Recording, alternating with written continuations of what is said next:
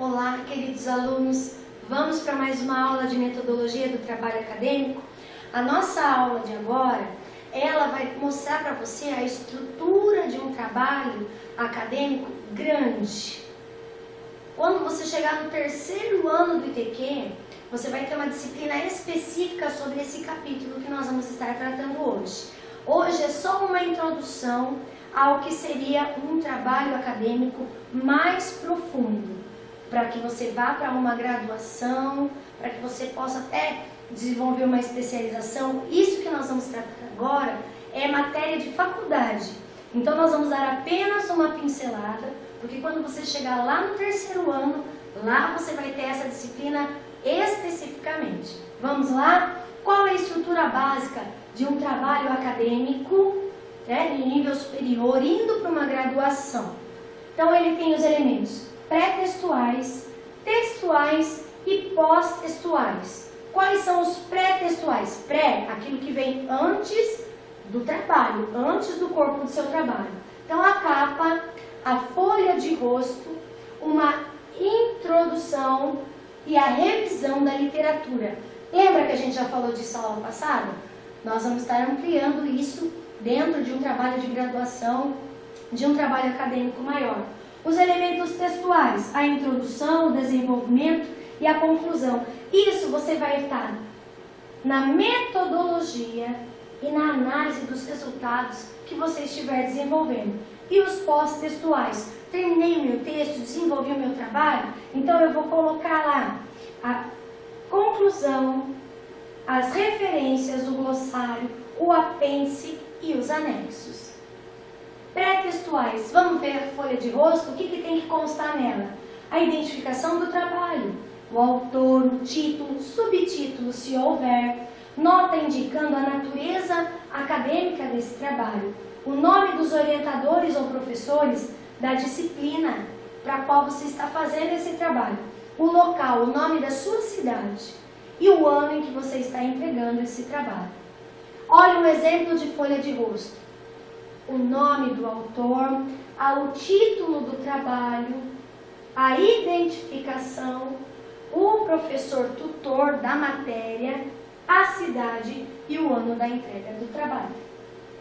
O sumário é aquele índice que você está conhecendo nos livros, que tem lá um capítulo, sobre o que trata o capítulo. Você vai fazer essa identificação também no seu trabalho. Então, o capítulo 1, o 2, as sessões.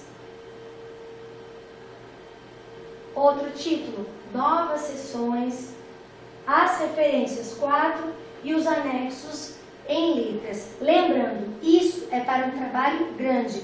No paper nós não usamos esse formato. O paper é um trabalho bem mais simplificado que você vai estar fazendo. Os elementos textuais, a introdução, vai ter que ter o conteúdo do trabalho, demonstrando o que se pretende com essa produção acadêmica apresentada. É a ideia central do seu trabalho, enfatizando a sua relevância, a sua importância. O desenvolvimento, então a revisão da literatura, aquilo que você pegou como aporte teórico, as referências a trabalhos anteriormente publicados, você é o autor, utilizando autores. A metodologia, os métodos, técnicas e materiais que você está usando na condução dessa pesquisa, desse seu trabalho. A análise dos resultados, os dados que você obteve e, finalmente, a conclusão. O seu posicionamento, resumido e objetivo, com a argumentação que você desenvolveu.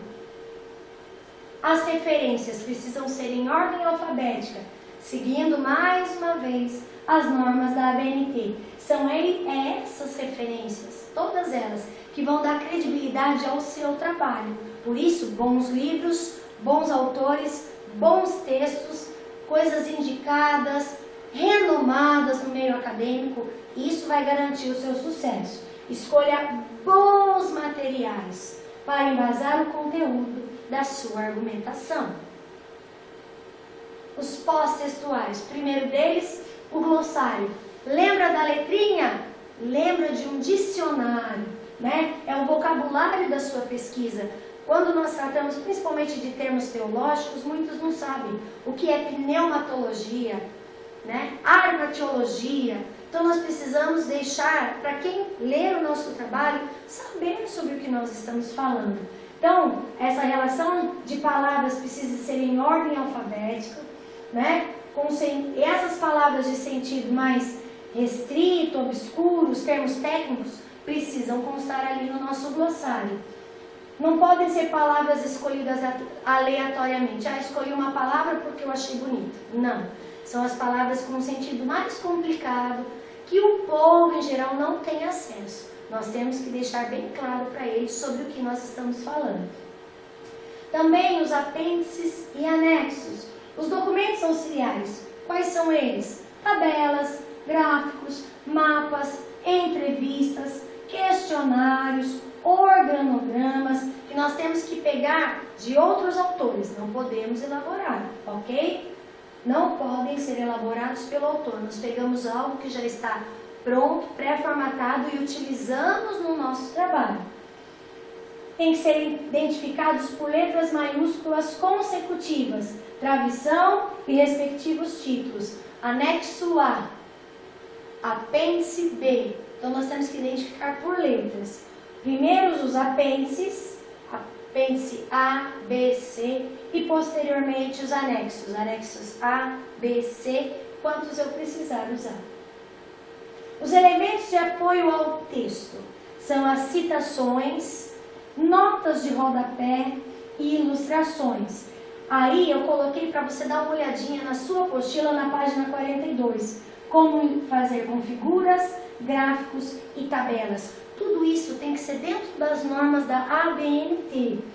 O formato gráfico do trabalho também. Existem configurações específicas para cada trabalho que você vai desenvolver. Eu convido você sempre, antes de assistir a videoaula, dar uma lida na apostila e estar preparado para você saber sobre o que nós vamos falar e marcar as possíveis dúvidas e que podem ser tiradas pelo e-mail do ITQ Sorocaba ou pelo nosso Facebook. Eu espero você para a nossa quinta e última aula de metodologia do trabalho acadêmico. Um abraço!